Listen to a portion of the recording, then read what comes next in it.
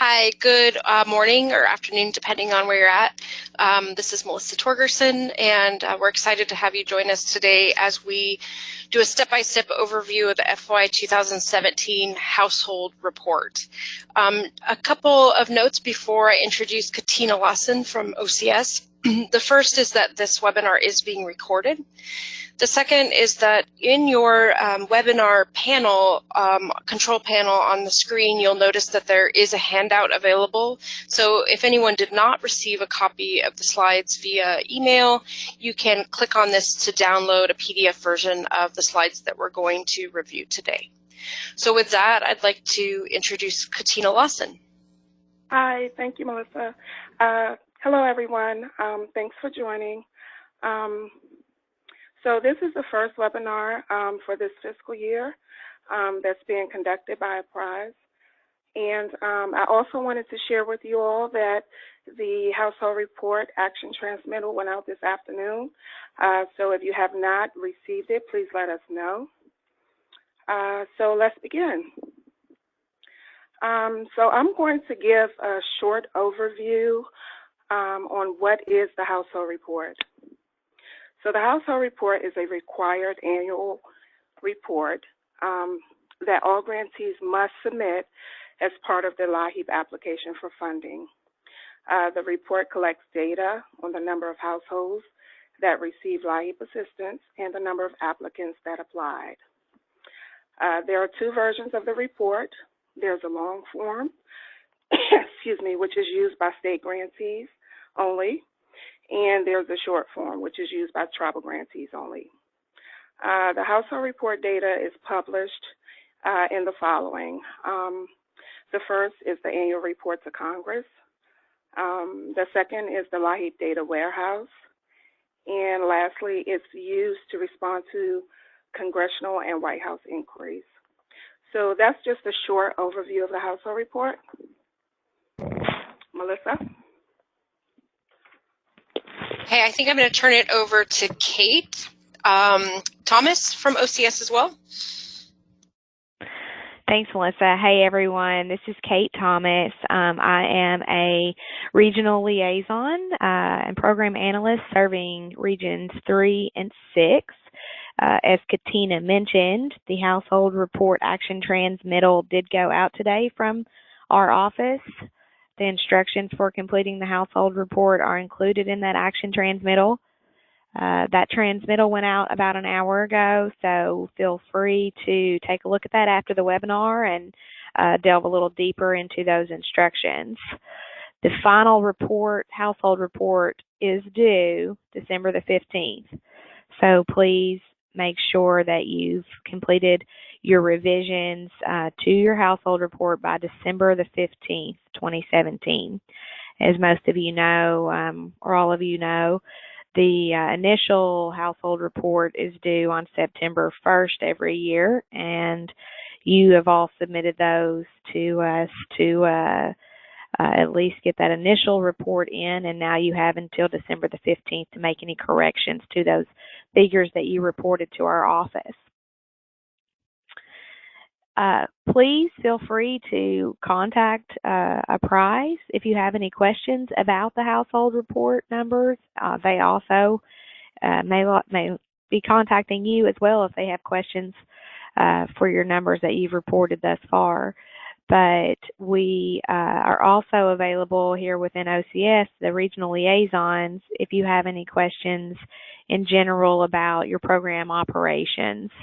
And that sometimes comes up during the review of your Household Report or other reports, that you'll have a general question about your day-to-day operations of the program, and we are here to help you with those.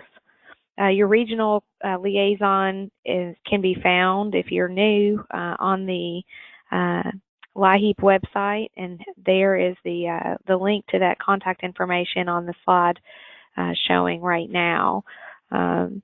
And we love to hear from all the grantees, so please don't be shy and reach out to us anytime you have questions. Thank you. Okay, we're going to go ahead and jump right in to the next slide. So this webinar is really designed to provide kind of some in-depth guidance and discussion about reporting rules. And for those of you who have been around a while, and even those who have not, you've heard that LIHEAP is a block grant. And so I'm going to ask that all the panelists mute themselves.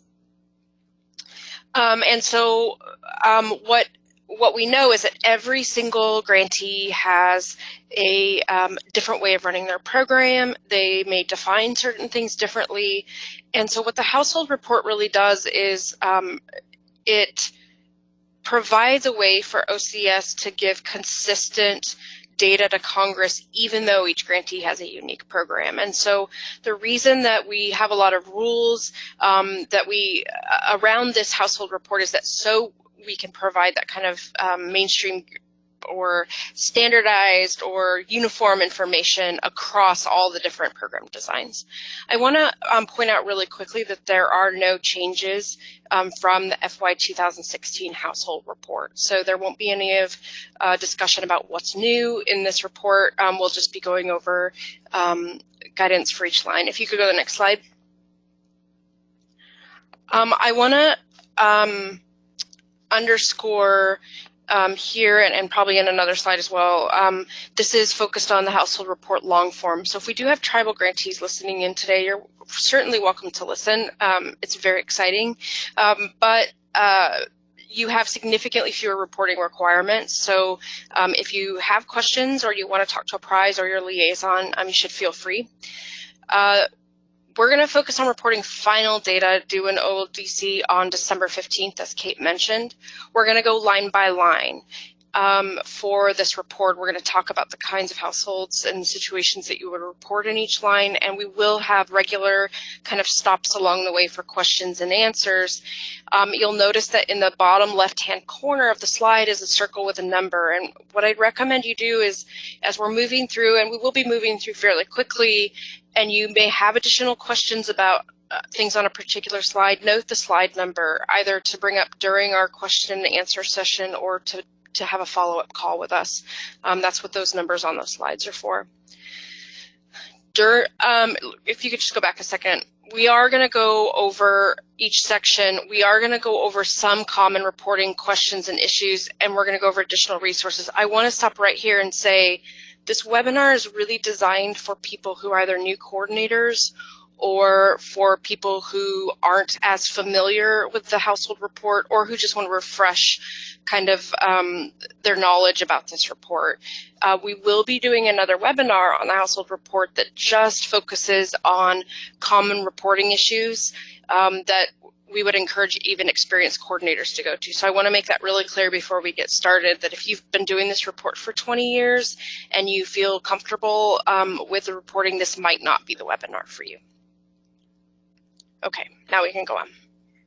So we're going to jump right into number of assisted households. And this is section 1 of the household report. And this is a chance for grantees to really focus on reporting the number of households that received assistance for each type of LIHEAP assistance. And so you'll notice that's heating and cooling crisis, any type of LIHEAP and weatherization, and then any type of LIHEAP assistance. So this is where we start getting into that unduplicated count that everyone has heard so much about. We're going to talk about bill payment assistance. This was added recently to the household report. It's not new this year, but it is a recent addition, as well as nominal payments for SNAP partnership programs. And we'll be really clear, once again, those numbers on the bottom left-hand slide, if there are things that are particularly relevant to your program, circle those numbers or note those numbers somewhere so that you can refer back to them for either questions or as you're completing your report. So we're going to jump into heating, and that's what we'll talk about first. So this is very first line on the form, and we've highlighted it for you. This is what it looks like in OLDC. When we talk about heating assistance, the households that should be really reported under this is any household that received LIHEAP assistance to pay a share of their heating bills using funds allocated for regular heating assistance. So when we say that, what it really means is you may pay a share of household bills using cooling or crisis assistance, but we really just want you to capture the ones here that you have classified or categorized as heating assistance using the definitions of your program and that are outlined in your state plan. In some states, heating assistance may also include households that receive expedited heating assistance, and I will talk about that in a couple of slides in more detail. And in a few states, there are households that actually do heating equipment repair and replacement on a non-emergency basis under their heating assistance program. And once again, we'll talk about that a little bit more on slide 15, but know that there are states that do non-emergency furnace repairs under their heating assistance and not their crisis or weatherization components. And you would report them on the heating assistance line. So next slide. Remember that this is something that we're seeing a lot in the field right now. The reporting period for this report is the federal fiscal year. That goes from October 1 to September 30. We see in the field where a lot of folks run their programs on different time periods, their state programs, and sometimes that's a calendar year, sometimes that's July 1 to June 30, and of course that's acceptable, but the data for this report really needs to be within the federal fiscal year time period. And so if you have an alternative state program year you're using, you may report one set of numbers to your state legislature or stakeholders based on your state program year, but the federal reporting requirements require you to report it during the federal reporting period, and that's a really important piece of information for new coordinators to understand and experienced coordinators.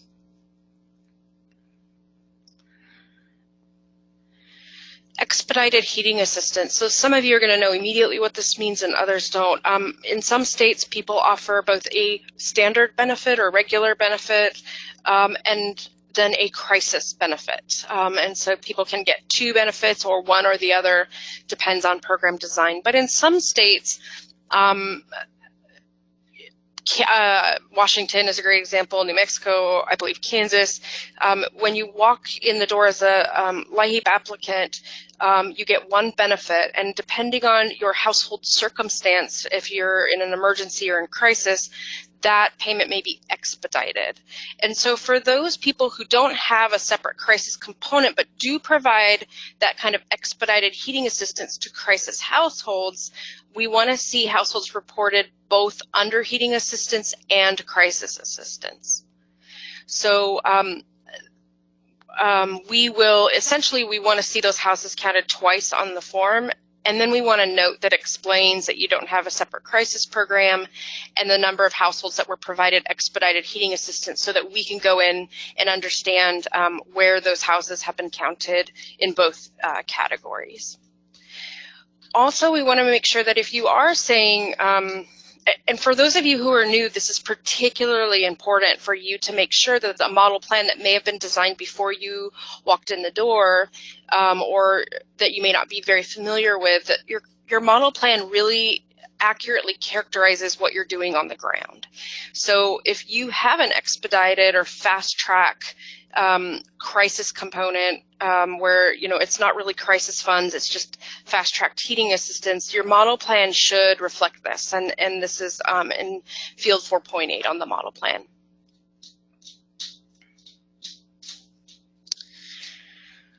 So we're starting to get into duplicated and unduplicated counts, and so this is pretty straightforward. Many people receive multiple heating benefits. And so a person may come in more than once, or in some states like Texas, a person may come in once but be eligible to receive multiple payments throughout the year. We're not interested in the number of payments made. We are interested in the number of households served, whether they got one payment or three payment. And so if we look on the next slide, I know for some of you, spreadsheets and numbers, this is just going to look like Greek, but for those of you who want to take some time with it and really explore this, if you look down column A, you'll notice that there are the very left-hand side column, you'll notice there are 5 households, and each of these 5 households receives a combination of benefits, and you can kind of see that across the screen. When we look down the heating column, we see that household A got 3 heating benefits, household B got 1, household C got 1, and household E got 1. But we're not counting the number of benefits they receive. We're going to count the number of households that actually got benefits. So household A, B, D, and E each got at least 1 benefit. Therefore, there are 4 households. So you can kind of see that we'll hang on to this example throughout the entire set of slides. And so some of you may be looking at this and going, what? Feel free to call us or just take some time after the webinar to look a little bit more closely at this. It helps really to explain what we're talking about when we say unduplicated counts.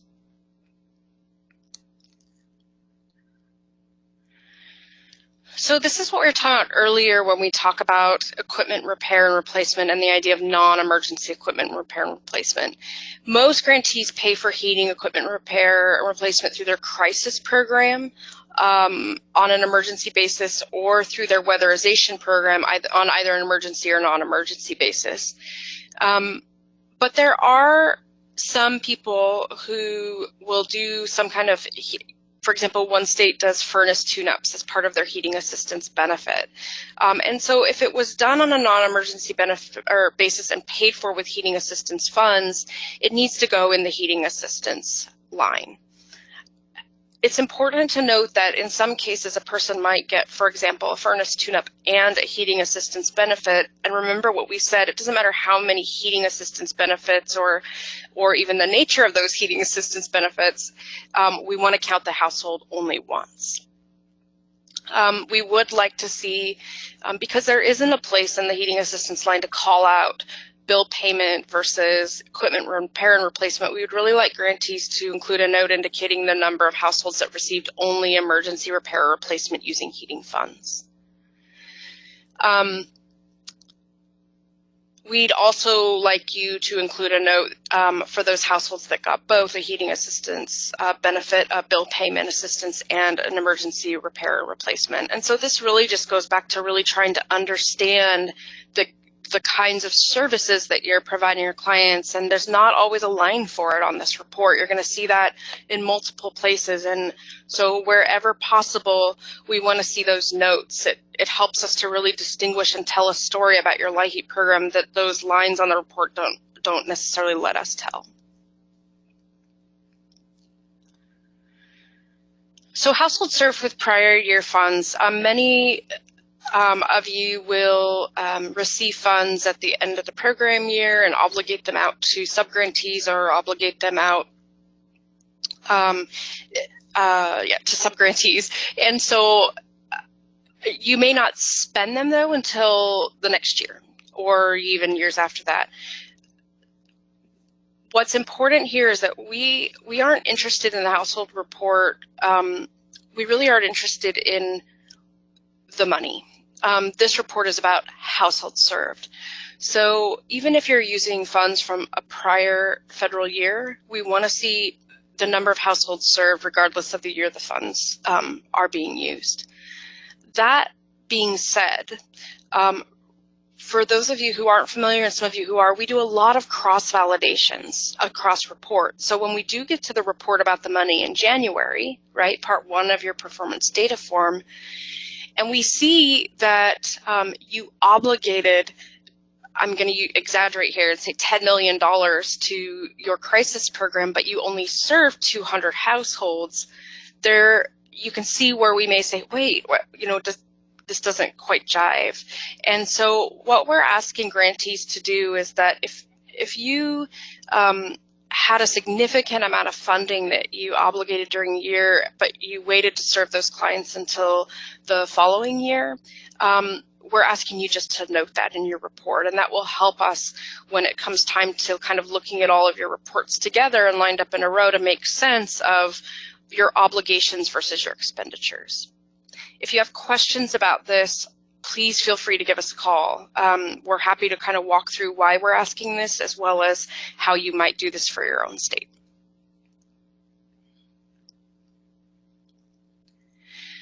Should households that received a heating benefit that is only partially paid for with LIHEAP be reported in the household report? Yes. So even if a household only got $1 of LIHEAP and the rest were utility funds, we want to see that household counted in the household report. There are many people that use utility funds with all the LIHEAP rules to administer the program. We're only interested in households that receive LIHEAP funds. So your utility funded programs, if no LIHEAP dollars went into that household, we don't want to see it on the household report. Can the household report contain estimated data? Well, grantees, so in September, Kate was mentioning that you submit your first set of household report numbers. However, technically, the federal fiscal year hasn't even ended yet. So for many of you, those are estimated figures. But when we get to the final household report, there's an expectation that you should be submitting actual data. And so one of the things we see often is that people will go in and update their estimates, but forget to uncheck the estimated data box. So this is really important. Once the data in the household report are final, you need to go back and select no in the question in the instruction section that says, do the data below include estimated figures, and uncheck the estimated data boxes. We expect that the household report that's submitted on December 15th should not contain estimated data, and if it does, we're going to call you and ask why. So please, this will be on a checklist that I'll talk about a little bit later, but it's really important that you go through and keep that in mind. So we're going to talk about cooling now. Once again, cooling households, we'll give you the definition here. It's any household that received LIHEAP assistance to pay a share of the household's cooling bills using funds allocated for regular cooling assistance. Once again, some people will do a summer crisis program or year-round crisis program and use crisis funds to address cooling needs, but those aren't counted here. This is only those cooling households who are receiving benefits that are categorized as cooling based on the definition in your model plan. So just as for heating households, cooling assistance may also include households that receive cooling equipment repair and replacement on a non-emergency basis. For example, there are some cooling programs in the South and in the East where a person can receive not only a benefit but also an AC unit.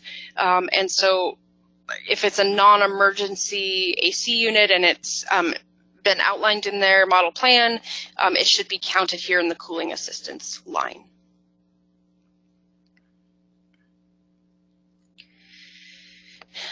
So remember we've talked about this before, but if you're new, you may not have heard it, but it goes across this thing that really at the end of the day, Apprise and the feds and all of you should be looking at all of these different reports you submit as your LIHEAP story, right? They're all kind of chapters in a book. One talks about the households you serve, one talks about the money you spend, and the other talks about, or obligated, one talks about the money you spend, one talks about the money you're carrying over, and another talks about the outcomes of all that money. What changes did you see as a result of your spending? And when we line all of those up, they should align. And that's something that's kind of new in LIHEAP, and that we're able to do a lot of cross checks. So if your model plan indicates that you have a cooling program, we should see cooling households in your household report. Now, there are exceptions. So with the national training, we talked about the idea of including contingency language in your state plan. And I'm using a contingency language that's not a formal term, but the idea that some states say, if we have money remaining after X date, May 1 or June 1, the state may opt to run a cooling program. And so if you get to May 1 and there is no money, but you've said you might have a cooling program, we want to see a note in the file, because obviously if the state plan says you're going to do a cooling program, we'd expect to see numbers in that cooling row. And so if there's not, we just need to understand why not. And so here you can see cooling assistance is checked. And even though there's a note, there may be a note in your state plan that says we'll only do cooling if there are funds available. You know, we see cooling checked here, we expect to see numbers. So unless you put a note, we're going to give you a call and say, wait, you said you were going to do cooling. Why don't we see numbers in this field?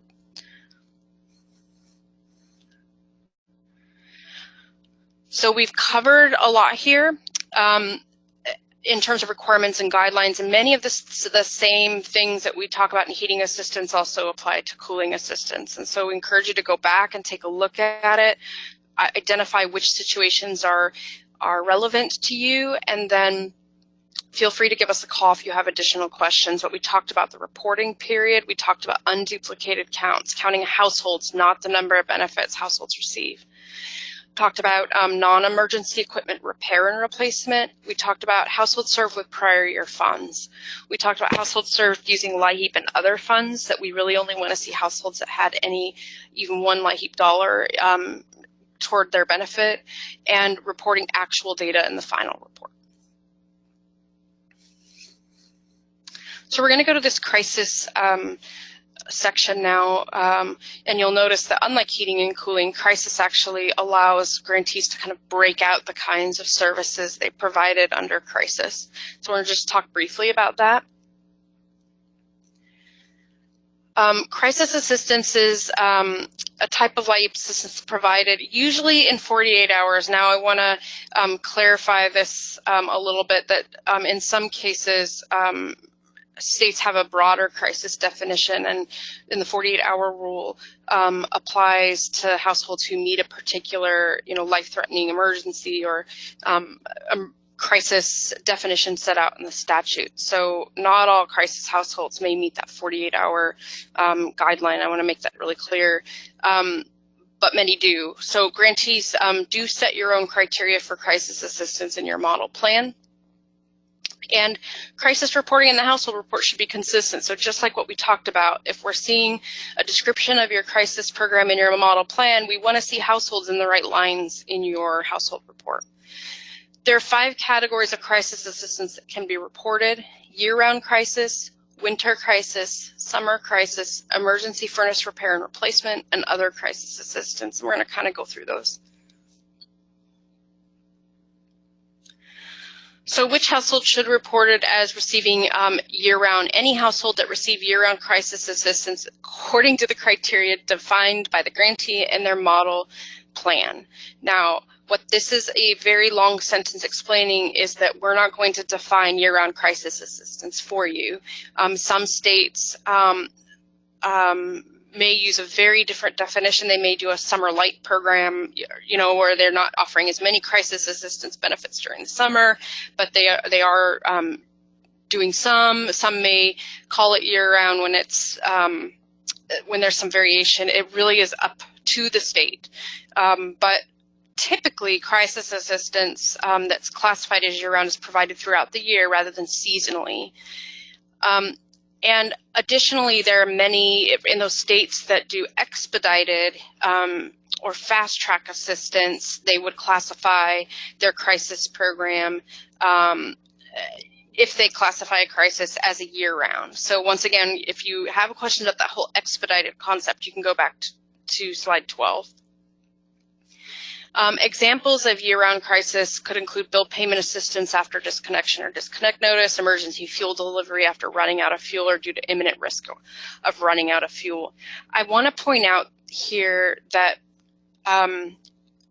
when we talk about year-round, winter, and summer crisis, we're really talking about bill payment assistance, or like we say, emergency fuel delivery, which is still kind of classified under bill payment assistance. Because the crisis category lets us break out other kinds of assistance, we really only want to see the bill payment assistance in these first 3 rows. So that's a really important distinction here. Unlike heating assistance, where you might include non-emergency equipment repair and replacement and bill payment assistance together in one row, crisis is more defined and broken out. And so within rows 1 through 3, we really only want to see bill payment assistance. which households should be reported as receiving winter crisis. So once again, this is up to the grantee to define the nature of their crisis program. Typically, winter crisis are those people who are focusing on heating emergencies. And once again, expedited or fast track may be included in this category. Examples of winter crisis, once again, we're focused on bill payment assistance. So some people may require disconnect notice or past due or shut off notice, and some may only provide crisis if a household is running out of fuel or at imminent risk of running out of fuel. So those criteria really are defined by the state. And once again, we're going to the summer crisis assistance with the same kind of parameters. It's defined by the state. It typically includes crisis assistance under the same timeline as a state's cooling assistance program, and examples could include bill payment assistance after disconnection. So once again, we're not counting ACs or fans or anything other than bill payment assistance in these first three lines.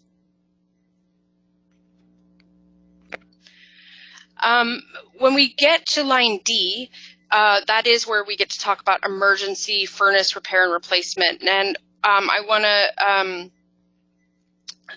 to highlight once again that unlike the heating and cooling assistance, we're calling, even if part of your year-round crisis assistance component is furnace repair and replacement, we want all the furnace repairs and replacements to be counted in line D.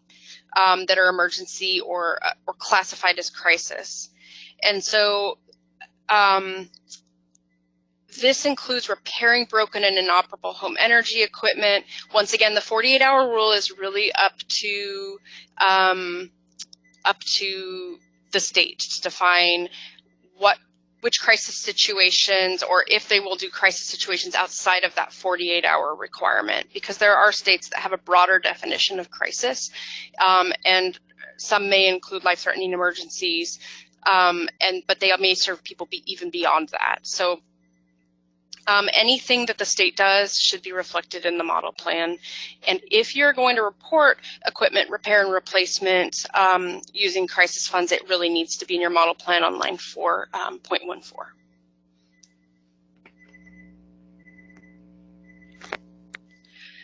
So there are situations where crisis assistance does not fit under lines A through D. It's not bill payment assistance, and it's not emergency equipment repair and replacement. It may be things like providing blankets, loans, and a loan of space heaters, or providing space heaters.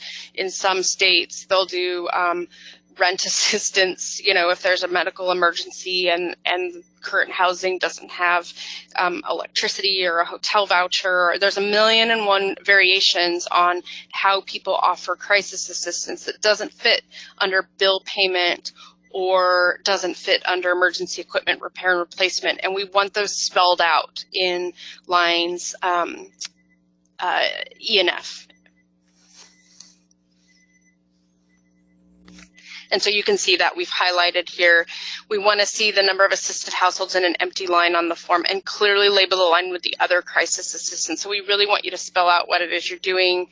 And if you need additional space, we'd ask you to include that in the notes section.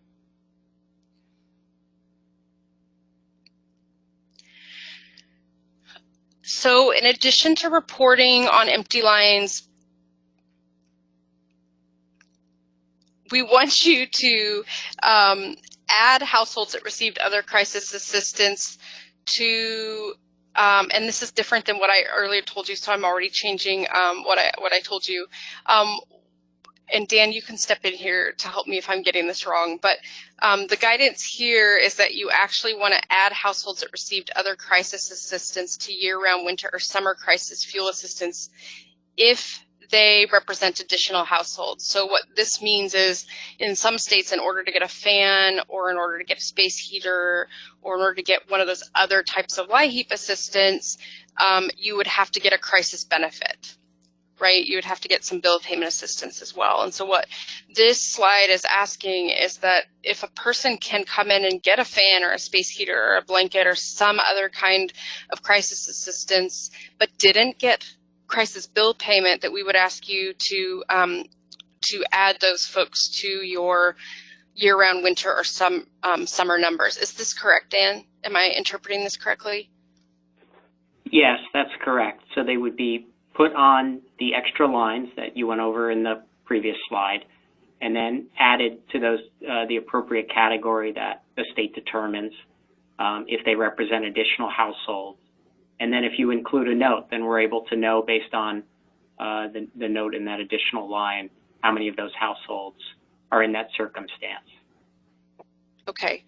But we don't want to add, if they already got a crisis assistance benefit, a bill payment like year-round or winter heating bill payment, and they got another benefit, then you don't need to add the household again into the winter, summer, or year-round crisis line. Is that correct? That's correct, and you'll see this in the instructions that are published with the action transmittal. Great. So this can be a little confusing. Obviously, I got a little confused. So if you are a state that has another kind of crisis program that you're currently counting, and these instructions are a little bit blurry to you, I'd really just encourage you to call one of us up and we'll walk you through how we think you should be reporting it in the household report. If there's one thing I want you to leave with today, it's not all of these slides, tucked in your brain. It's more that there are a lot of resources out there to help you. And so as you run into these, don't sit in your cube or your office and bang your head against the wall trying to figure out the right way to report it. Just give us a call and we can walk you through it pretty quickly. If you've noticed, there's a theme running throughout this, and that's that include a note. And I think we even have a whole slide dedicated to taking notes. But the idea here is we understand there are a lot of exceptions and a lot of kind of, I won't say weird, but unique characteristics of programs, unique things you might do. Always err on the side of including a note to explain it. Because at minimum, that allows Apprise to call you and say, we think that maybe this would be a more accurate way of reporting this on the form. Or it helps you avoid a call from Apprise because they understand how you actually put the numbers in the report. So I would just always advise that you write notes that explain why you put certain things in certain boxes and considerations that you'd want Apprise or OCS to be thinking about as they're reviewing your report.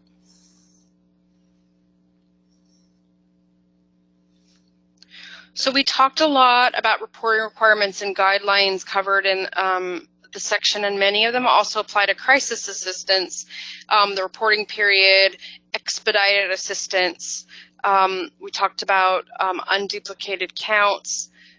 We talked about households served with prior year funds, LIHEAP, and reporting actual data in the report. So all of these things that applied in the first section also apply in the crisis assistance section.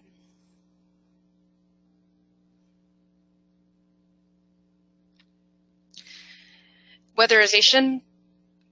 Many of you provide funding either to another agency or even within your own agency for weatherization assistance, and this is any household that receive low-cost residential weatherization or other energy-related home repair with LIHEAP funds.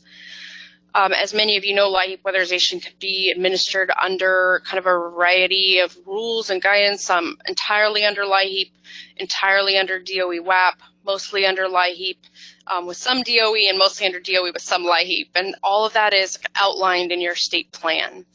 Grantees can only use 15% of their LIHEAP funds unless they get a waiver.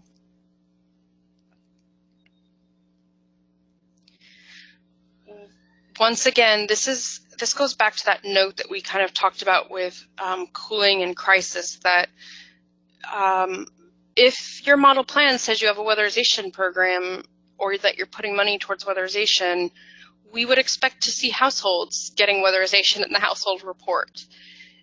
On the off chance that you have kind of a contingency language in your plan that says something like, based on need or based on additional funding or for any other reason, there may be a reason you're not offering weatherization, we want to see that in your notes, because really any inconsistency is you're going to need to explain in the notes. Otherwise, we're going to be giving you a call and saying, wait, you said you were going to do weatherization.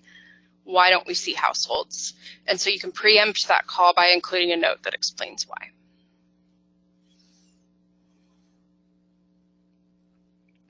So this is just graphics for those of you who like to see things. If we see weatherization checked, we want to see weatherization households in section 1 of the household report.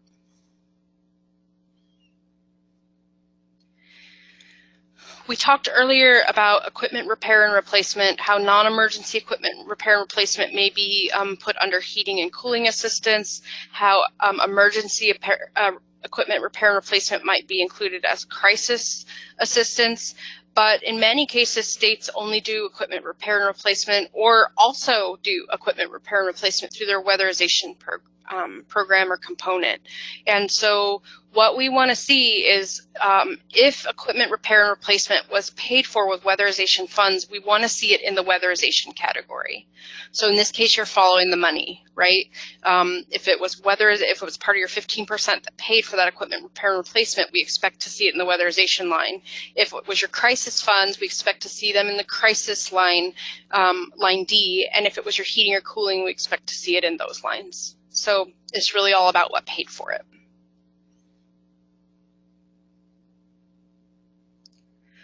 Once again, these are all of the things that kind of carry and apply throughout the report: the reporting period, unduplicated count, household served with prior year funds. And so I encourage you to kind of go back to that heating assistance section where we went over those main things and those foundational reporting requirements, and keep that in mind as you're reporting in every section of the report. Any type of LIHEAP assistance. So this one is where we see a lot of folks, especially people that have been doing this a long time. This is I want to say relatively new. It's really not new anymore, but it's that idea of an unduplicated count across any type of LIHEAP assistance. And so if the Menendez family came in and received weatherization and heating assistance, and maybe even a crisis payment, they really received 3 different weatherization benefits, or I'm sorry, 3 different LIHEAP benefits. But when it comes to any kind of assistance, we're only counting the Menendez family once.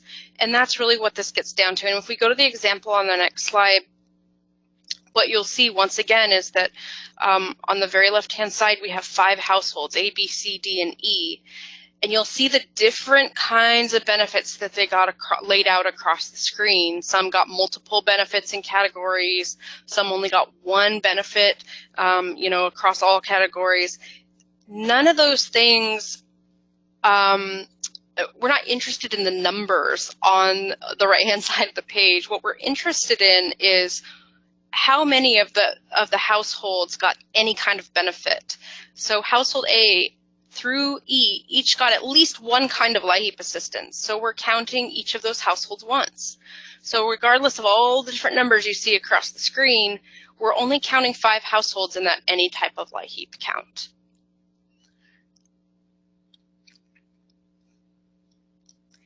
When you get into any type of LIHEAP, there are things that you want to confirm.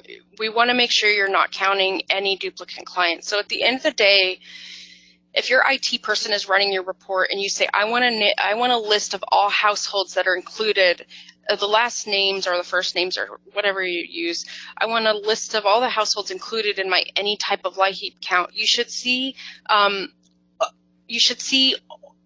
a list of households where each household is only listed once. And that's the easiest way to put it. The household may have received 5 different benefits, but in the any type of LIHEAP count, we're really only interested in counting the household once. There are 2 bullets here that are very difficult to explain verbally in a webinar, but I'd recommend that you circle these and use them when you or your IT people, use them when you're putting together your report, because these are some standard rules that Apprise is going to be looking for. In some cases, OLDC does these validations.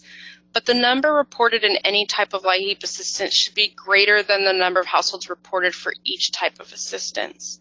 So if there are 50 households that got heating assistance, and you report that there are 50 households served with any type of LIHEAP, we're going to make an assumption that in order to get weatherization or crisis assistance, they had to have gotten heating assistance.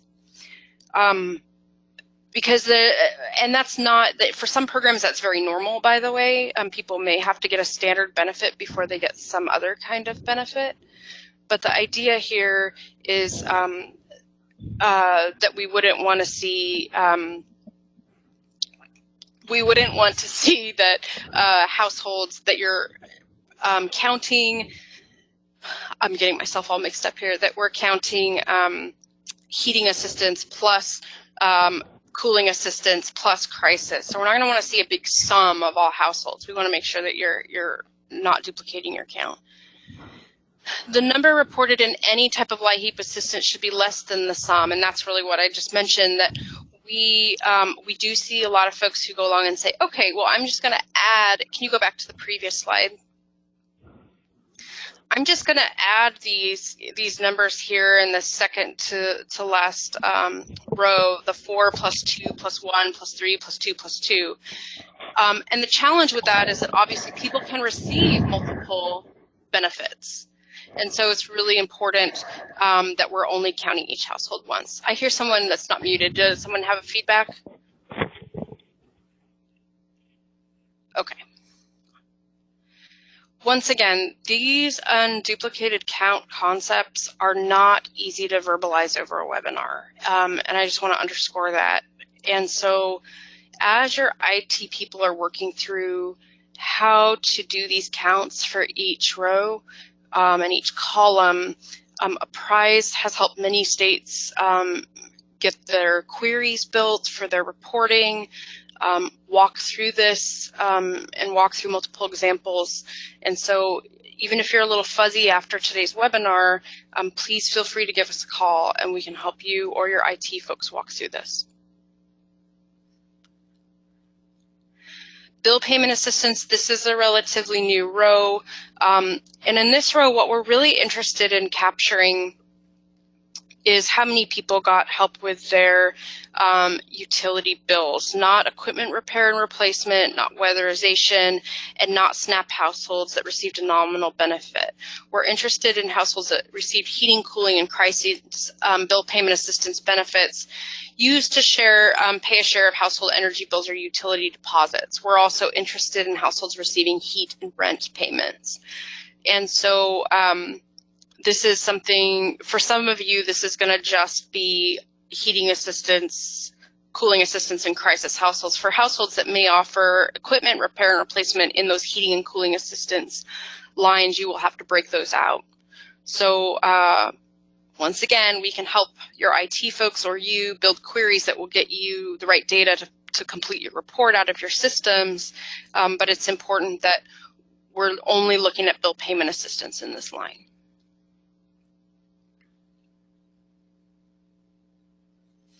We want an unduplicated count of households that received any kind of bill payment assistance. So once again, this goes back to a family who came in and got 3 heating assistance benefits. Yes, they're all bill payment assistance, but we're only interested in counting the family once.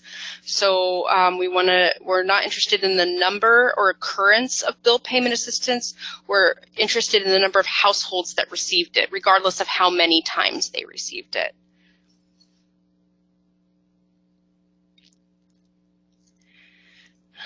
We're also, these are some guidelines that, remember I told you, if this is something that you do, these are some checks that you can be thinking of as you're going back and doing your report. And so this is another one of those checks. If you are providing weatherization or equipment repair and replacement through LIHEAP, then we should see that the unduplicated count of bill payment assistance households is less than or equal to the total unduplicated count for any type of LIHEAP assistance, because if you are providing weatherization, we would expect that any type of LIHEAP assistance to be bigger than the bill payment assistance figures.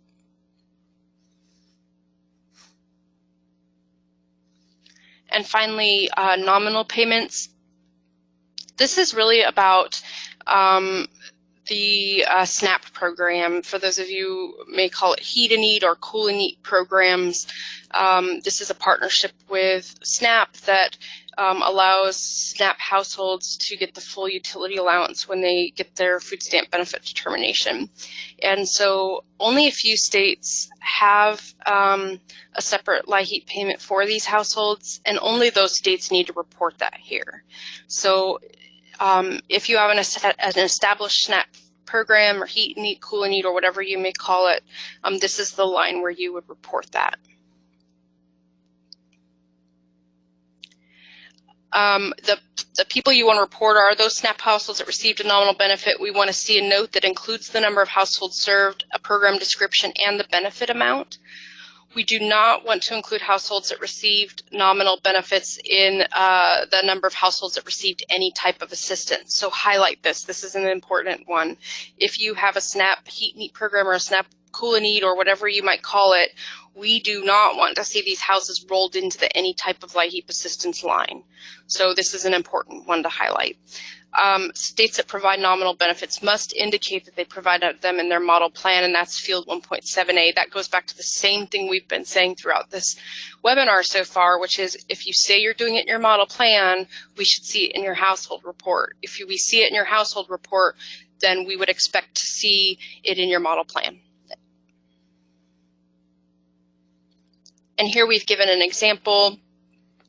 We've highlighted the nominal payments, and in this case, one person got a benefit, and the note said that this grantee issued a $21 Heat and Eat benefit to one household in the fiscal year. So that's the kind of note we would expect to see if we see numbers in that row 7. So I'm certain there are questions, and Michelle and Dan are going to walk us through that process.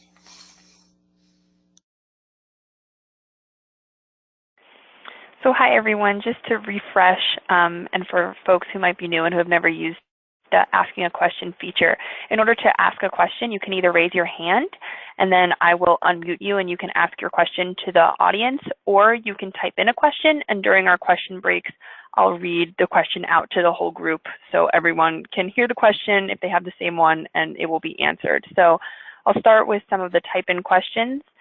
So the first one we have, Melissa, is should grantees report under Heat and Eat if the program was entirely funded by state funds?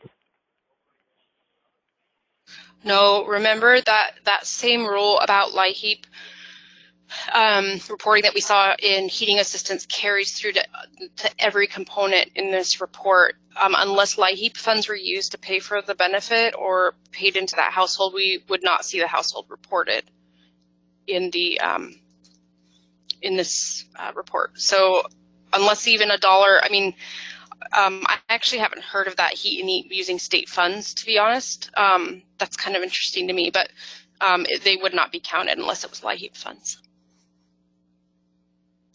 Okay, great. And the next question we have is weatherization isn't included in any type of HEAP assistance. Is that correct?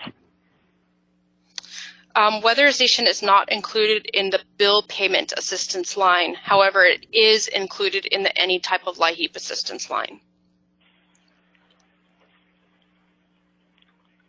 Okay, and then going back to when we were talking about crisis, we had a question.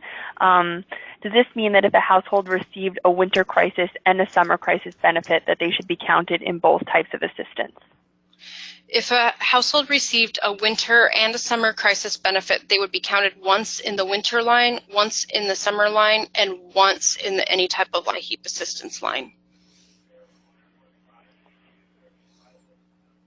Okay, great. And we have an attendee who has raised their hand. So Divya Chilapuri, I see that you raised your hand, but it seems like you need to enter your audio pin in order for me to unmute you. So if you can enter your audio pin, then I will unmute you so you can ask your question. And then we had just a general question of if there would be a recording of these slides available, and the answer to that question is yes, and we will alert you all when the recording is available and posted online.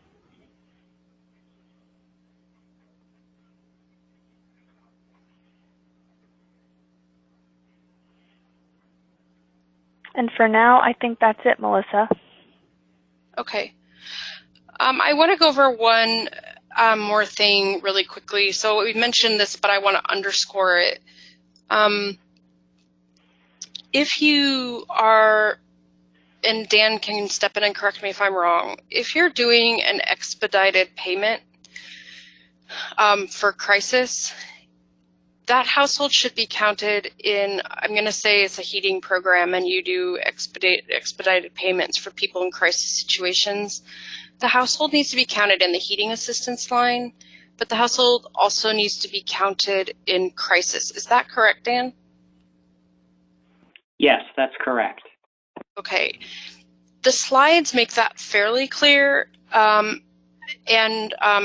we might, perhaps we might even add a slide that explicitly outlines those households that we want you to count in multiple rows, because we've seen that come up twice now, both in terms of expedited crisis as well as households that receive other type of crisis assistance that didn't get bill payment. And so I think it might be worth us going back and adding a unique slide that addresses those kind of unique circumstances and really lays that out clearly. So I just want to note that before we move on. Okay. So now we're talking about the number of assisted households by poverty interval. So Section 2 kind of takes those numbers that you put together up in Section 1 in terms of assisted households in each category, and then asks you to break those out by income level. So if you go to the next slide. We want an unduplicated count of assisted households by poverty interval for heating, cooling, crisis, and weatherization assistance. And so really what this is about, and I'm going to jump to the last bullet first, is the sum of households reported really should equal the total households reported for each type of assistance in Section 1. So if I said that 20 households got heating assistance, I would want to see 20 households broken out across the poverty levels. One of the things we want to make sure of is that you're confirming that your reporting is consistent with the income threshold defined in your state plan. So it's very important, and some people would say, well, yeah, of course. Well, you know, there are all kinds of, and we'll talk about this a little bit more, but people change their poverty intervals, some of them mid-year. Sometimes the IT person doesn't get the memo, but if your IT person is pulling together this report, they need to make sure that they're using whatever income guidelines you set forth in your state plan when they pull this data. And so that's just an important piece to highlight there. If you want to go on to the next slide, this is an example of what we were just talking about. If we set up in Section 1 that 13 households got heating assistance, then we want to see the number of households outlined in each poverty level equal 13. And so that's really important. One of the questions we get a lot is, well, when they came in the first time, they had this income, and when they came in the second time, they had this income, so should I count them one under each? No. One household per each. And usually what programmers will do is they'll use the first income on record.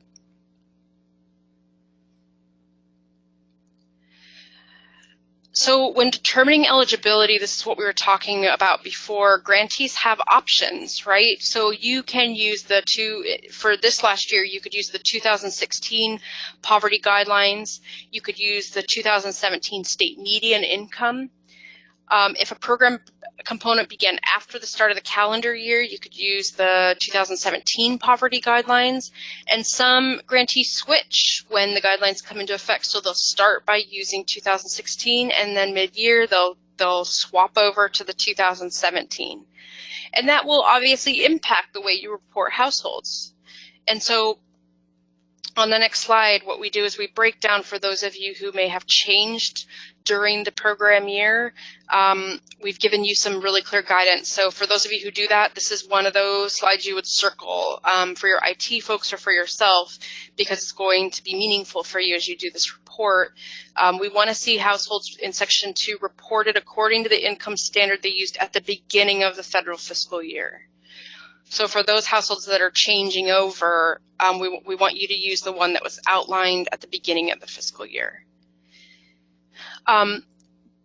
What may happen is that when you do make that switch mid-year, you might find that the new poverty intervals, or one of the poverty intervals that you use, or guidelines that you use, may put some of your households over the threshold that you actually originally put in your state plan.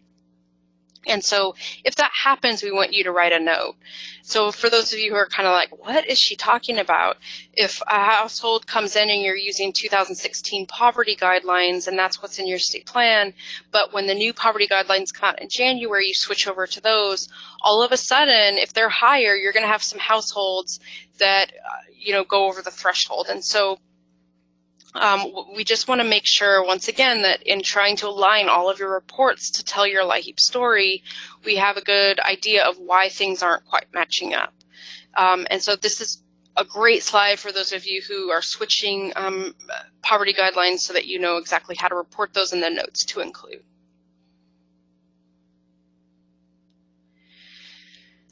I want to say, before we go into the slide, that it's a real problem when you have missing income information, right? I mean, we base our program on income eligibility, or base benefits on income eligibility. Some of you even base your benefits on income amounts. And so it should be a rare exception that you have missing income. However, sometimes there are data glitches, something happens, and you have a few or a handful of households that have missing income. These households need to be reported in the highest poverty interval. We always want to see the sum of households reported across those poverty intervals equal the households listed in Section 1. And so if there are people with missing income, plug those households into the highest poverty interval and add a note explaining the number of households that had missing income information.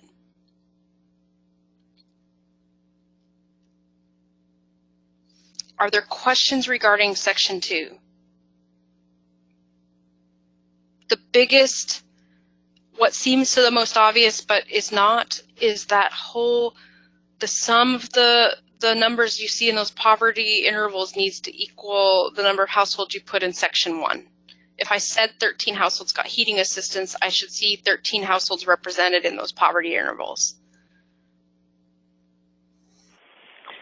Okay, Melissa, we have one question that goes back to weatherization assistance we were talking about earlier. But the question is, if a grantee defers their LIHEAP weatherization units until those units pass inspection according to grantee standards, those should not be reported. Is that correct? It is my understanding that you would report the units upon completion. Dan, is that your understanding? Yes. And if there's any specific questions about specific policies with your state regarding weatherization, you can contact us and we can, have a broader discussion about that. So just to repeat that, most states would report, or we would encourage states to report a weatherization unit in their household report when the unit is completed. And that includes inspection, most states.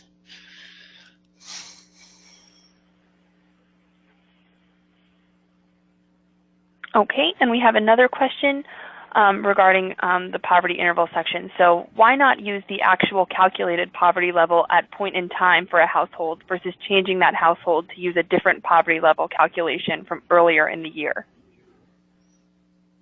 Dan, do you want to take that one? This is partly the need to have consistent information across grantees.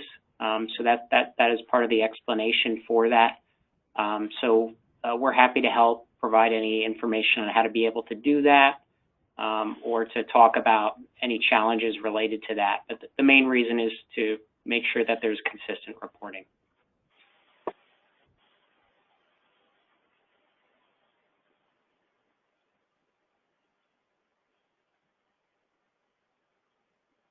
Okay, and that looks like all the questions we have right now, Melissa. Okay, great. So Section 3 goes into the number of assisted households by vulnerable population.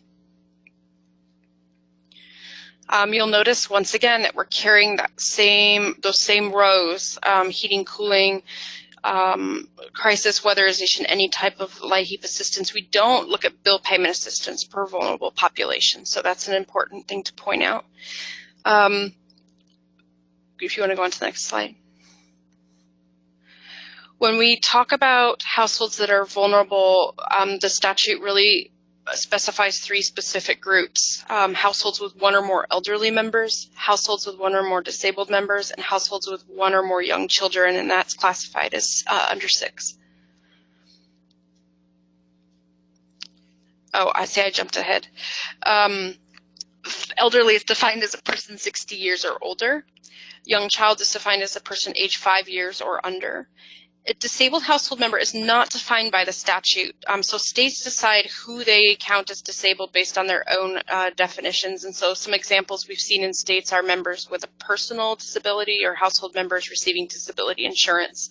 But there are many variations on this. So if you're wondering, you can take a look at other state plans to see how other states define this.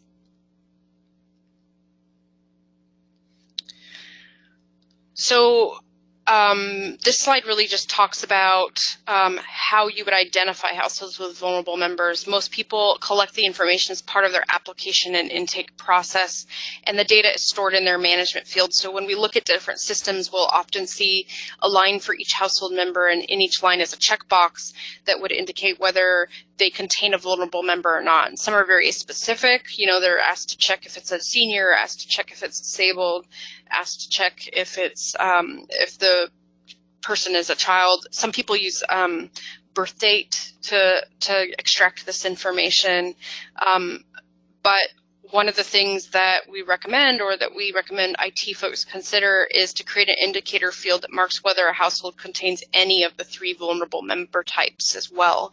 And that could be something that is created on the database side, you know, where it's an auto-calculated field, or it's something that an intake worker could check, but it does help to make this reporting easier.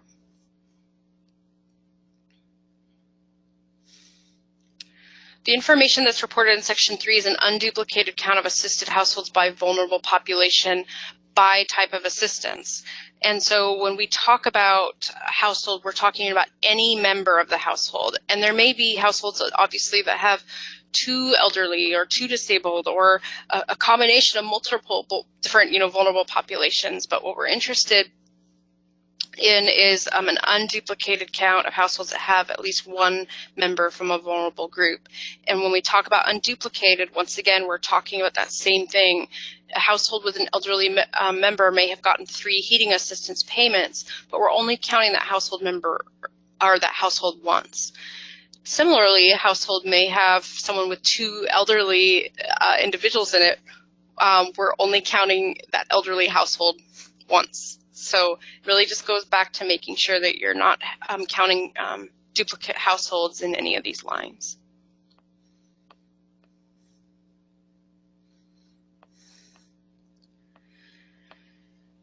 You'll notice we've highlighted here this idea with households with at least 1 vulnerable member, and this goes back to that slide I mentioned a couple of slides ago, or that box I was mentioning, that you're asked to report on the number of and I'm going to use heating as an example, heating assistance households that had 1 or more 60-year-old or older members, any heating assistance household that had 1 or more disabled household members, and same with young child. But Section D asks you to look across all 3 and say, was there a household where they had at least 1 vulnerable member in any of these categories? So this is something we see often, is that states will just go in and add elderly plus disabled plus young child to produce the number of households with an elderly, disabled, or young child member.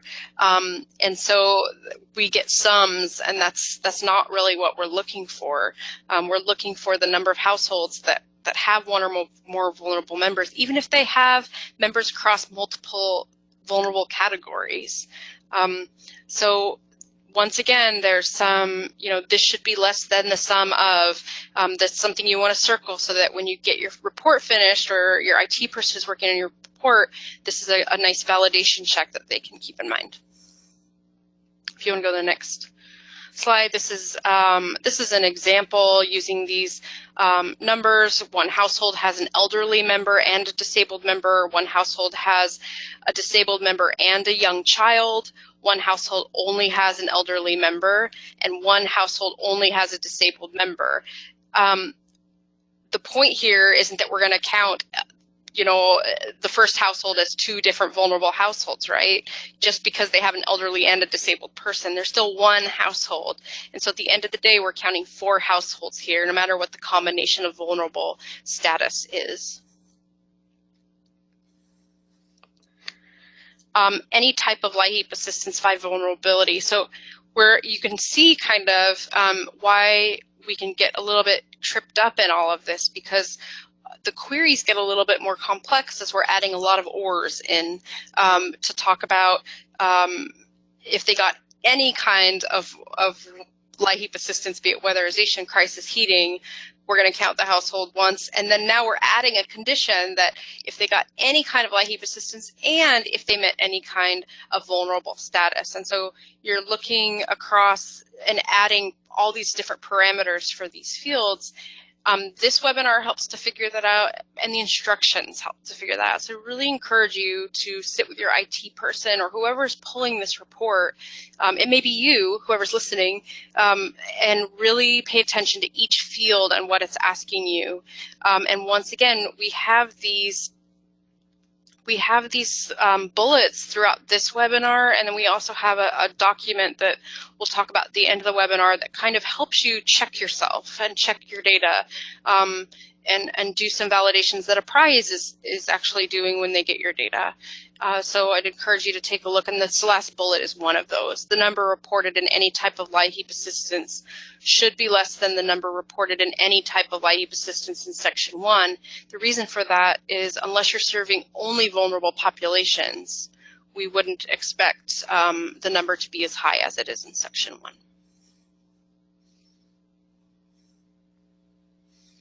So for those of you who are cross-eyed or blurry on this, of course, we're happy to take questions offline, but if you have any now, this is a good time.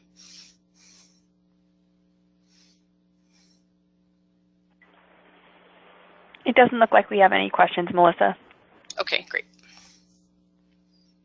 The number of applicant households. So this is Section 4, and you'll notice that there isn't quite as much data required for the applicant households, but we still want grantees to report on the people who applied for assistance, and we're going to spell that out on the next slide. Which households are applicant households. The definition of applicant households is left to each LIHEAP grantee. I know some of you are like, oh man, I just want you to tell me what it is. But the statute really doesn't define the term. And so grantees really should report them according to your definitions. Some states will report and put in their system every household that submits an application for assistance during the year. And they're able to very clearly track applicant households because they track every application that comes in regardless of whether they got assistance or are eligible or not. Some people include households that visit an agency to apply. Other states may do extensive pre-screening and really are only accepting applications for people that they are confident will be eligible for a benefit. And so for those states, the number of applicant households may be very close to the number of assisted households. It may include some denials or some voided applications, but these numbers, in some cases, in some states, are going to be applicant households are going to be drastically higher than assisted, and in others, the applicant household numbers may be very similar to assisted. And we'll talk here soon about the note thing, but this is a great place to write a note to explain to OCS what you're using as your definition for applicant.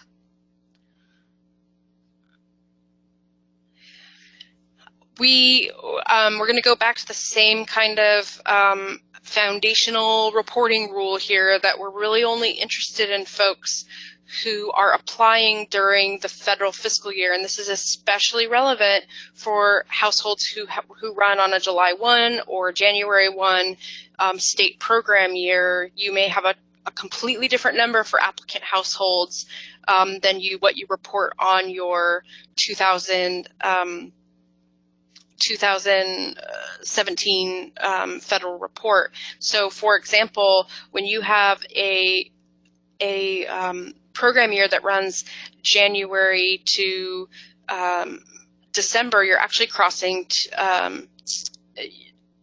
the federal fiscal year actually crosses 2 of your program years, in which case you may have a very large number of applicants compared to the number of households that you've actually assisted.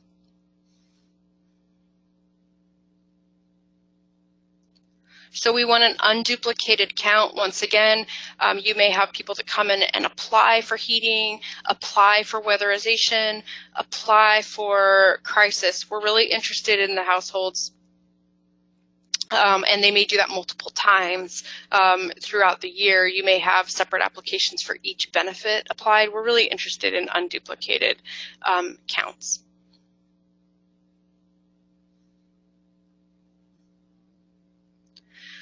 Once again, we would always expect that the applicant households would be greater than or equal to the number of assisted households. It's a problem when you have 49 households that apply, but you served 60 households. That's a big red flag on multiple levels, and so we would always expect that to be the case. Once again, there may be some anomalies when we talk about crossing over program years and state program versus federal years. And so if there is a discrepancy there where you're seeing fewer applicant households than assisted, we would just want a note that explains why that's the way that it is.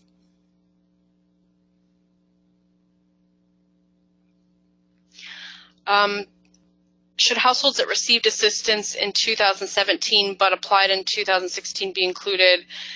We are really only interested in seeing households that applied during the federal fiscal year in Section 4.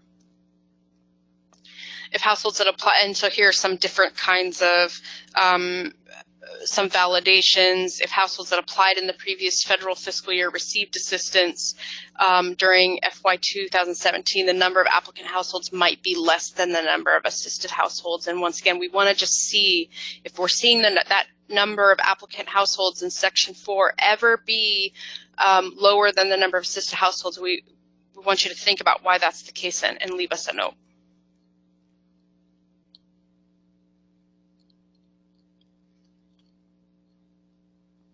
Are there any questions? We do have one question, Melissa, and it's, what's the best way to ensure unduplicating between bill payment assistance and LIHEAP WAP, especially when WAP is run by a different state agency? So we've developed a template. Well, so first of all, Apprise has helped a lot of states with this, so it's not a unique issue.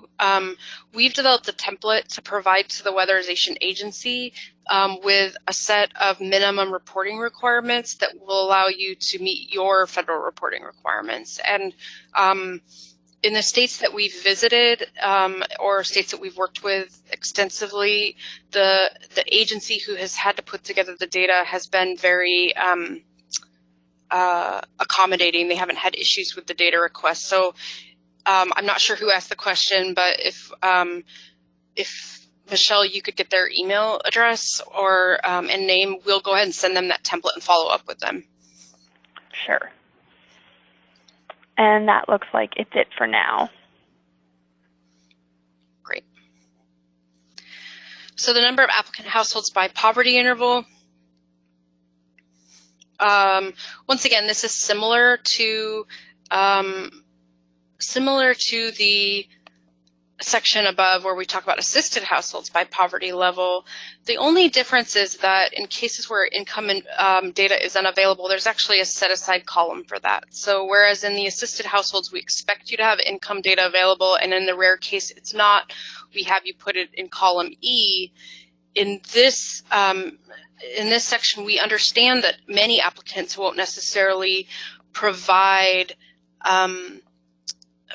income data, or you won't get that far in the application process. And so there's actually a unique field where you can put the number of applicants that don't have income data.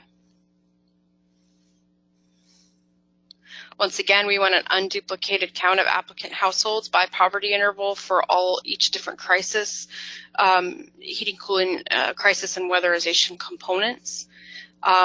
If we see that you have 1,500 applicants for, and I'm just making up a number, obviously, 1,500 applicants for heating assistance, we're going to want to see 1,500 households across those columns in the poverty interval section.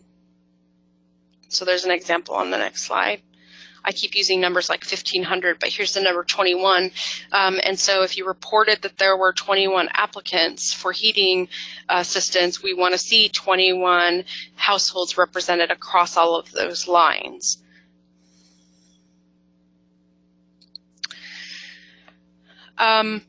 Since grantees can use different income guidelines in determining eligibility throughout the fiscal year, how should households be reported? Once again, we're going to go back to the same guidance we provided in the previous poverty interval section, where we're asking you to use the income standard from the beginning of the fiscal year. Once again, we already talked about this. The households, we understand that applicant households may have income data, or you may not have income data for them. Either you didn't collect it or they didn't provide it because they didn't get that far in the application process, or that you didn't have money to give them. And so we understand that there will be missing income information among applicant households, and we expect those to be reported in column F in section 5.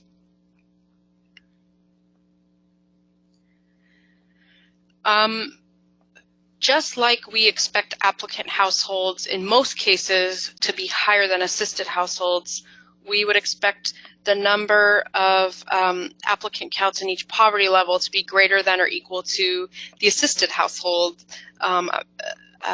households by poverty level. And we ask you to write a note if that's not the case. So same kind of logic and reasoning that we used in the household numbers section for applicant and assisted households.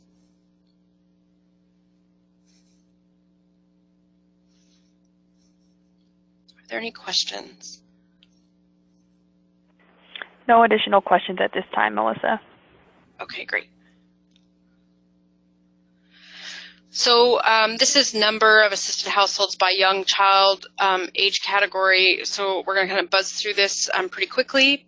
This is optional data, but it is really useful, particularly if you're in a state where there are healthy kids outcomes, or where there's a lot of attention paid towards families with young children. So it's not required for this federal report, and if you don't submit it or don't include that in your report will still be accepted. When we look at actually what it takes to, if you want to go to the next slide, what we're looking at is the number of assisted households with at least one child who is 2 years or under, and the number of assisted households with at least one child who is between 3 and 5 years old. So if you go to the next slide, what you'll see is you've already provided a household or a count of households with a child who, at least one child who is 5 years or younger. And so really all you're doing is taking one more step and either using their birth date, or if you have a field in your, if you have already been interested in counting this and have specific fields for this, I know Kansas does, for example, then you would just be taking this count to another level and saying, of the households where we saw a child 5 and under, how many of them had a household or had a child that was age 2 or younger, or between 3 and 5, knowing, by the way, that if you have one household with a child 6 and under, or at least one child 6 and under, you might actually count them in both fields, right? You might have a brother and a sister, or brother and brother, who are all young children. And so this is just breaking down the data a step further to give you an idea of the specific ages of those children who are under 6.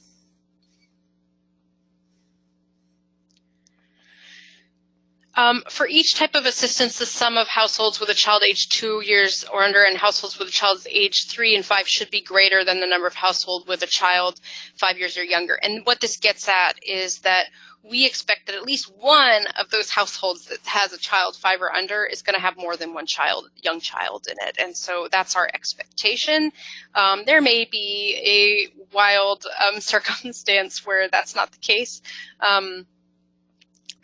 But we would expect to see that. And so we've given an example here. I think it spells it out really nicely, where you have two families here that have 2 young children in them each. And so even though you have 3 households with age 2 or under and 3 households with age 3 through 5 years, you're still only looking at 4 households.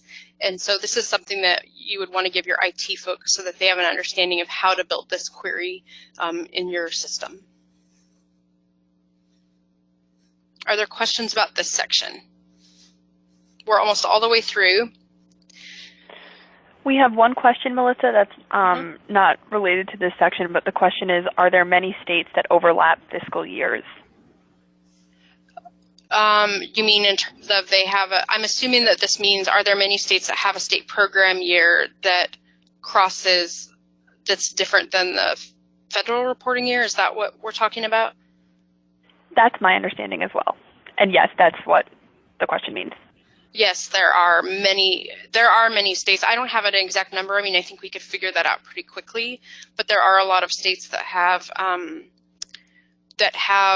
years that run from January to December, or July 1 through June 30.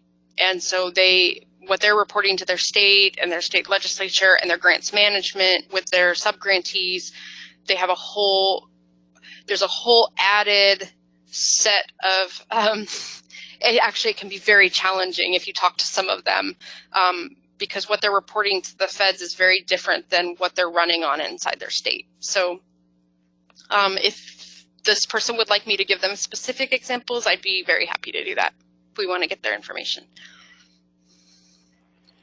Great, and that's the only question we have now.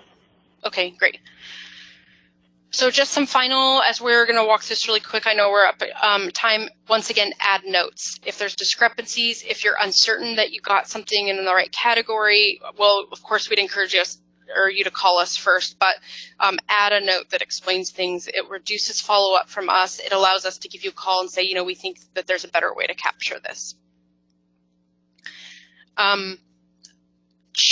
We have a check before you submit document, and the link isn't here, but you know what, we'll post an updated version of these slides where we have it posted. And this document gives you all those little notes that say, if you do this, this number should be higher than this number, or make sure you uncheck the estimated boxes, or all of these different kinds of checks that you can go through and your IT person can go through to make sure you're reporting right. And when you run into snags, give us a call so we can help you figure out what the steps you should take. It's due on December 15th in OLDC. We always tell people, if you're going to go past that, make sure you request an extension from your liaison. It must be entered, saved, certified, and submitted. Do not wait until the last day to put your report in OLDC. If you have problems logging in, that may cause a delay in reporting. Not to mention, you may run into questions that you weren't expecting, which won't give you time to submit your report on time. We heard today the household report AT came out this afternoon. The instructions are linked to that AT. Apprise has emailed the check before you submit document, but we will also have it posted online. And you can look at your past data in OLDC or on the data warehouse. And this might be especially helpful for new coordinators who want to know how their information has been reported in the past. This is an OLDC resource page for those of you who are new. I'd highly recommend that you get on well in advance of filing your report to become familiar with the OLDC system. There's the help desk here, and the login is all here as well. And then we've listed all of the support. As Kate mentioned, you should always feel welcome to contact your OCS liaison. There is the Grant Center of Excellence is the OLDC. They're the OLDC folks who will help you get logged on and walk you through anything in OLDC you're struggling with. And the Apprise team is always welcome, always welcomes your calls. Dan, Jorge, and Michelle are on the East Coast, and I'm on the West Coast, so we can accommodate you in terms of time of day and encourage you to give us a call or shoot us an email, and we'll get back to you. We will have another household report webinar on November 29th, and that one will not walk through this step-by-step, but instead it'll discuss common reporting issues and provide some of the nuances. So maybe some of the more challenging pieces we talked about today will be there as well, and we'll also go over that check before you submit document. Are there any last questions? We just had a question if the presentation is available, and the answer to that is yes. You can download a copy of the presentation in the handouts panel in the kind of toolbar that you have for the webinar. You also can send me an email, Michelle at Apprise, and I'll be happy to give you a copy, and they have been sent out. And there will be a recording of this webinar available, as we mentioned earlier, and we'll send you all information about that when that is posted online. And I think, Kate has go ahead, something to Melissa. add? No, Kate has something to add. Oh, yeah, I just wanted to say, Melissa, thank you for all this information. I know it's a lot for the grantees, but it's a really useful step-by-step guide to completing the household report, especially the long form. And, you know, like you mentioned, we do check it against the model plan to make sure that, you know, if you said you were going to do weatherization, for instance, you report that in your household report. The reason that we're, you know, such sticklers in that way is it's important to have this accurate information about our program so everyone, and I mean everyone, can see that we have the data and the numbers to support the good work that we all know that we're doing. So I just wanted to thank you for doing such a good job explaining this in a step-by-step way. All right, great. And sometimes these webinars actually raise more questions. So this is the first time we've done a very, very detailed step-by-step webinar. So we'd invite your feedback and always encourage you to ask questions in areas that still seem a little bit confusing so we can provide additional guidance to you and other grantees. So thanks for joining us today. And we look forward to hearing from you and seeing your reports in the upcoming month.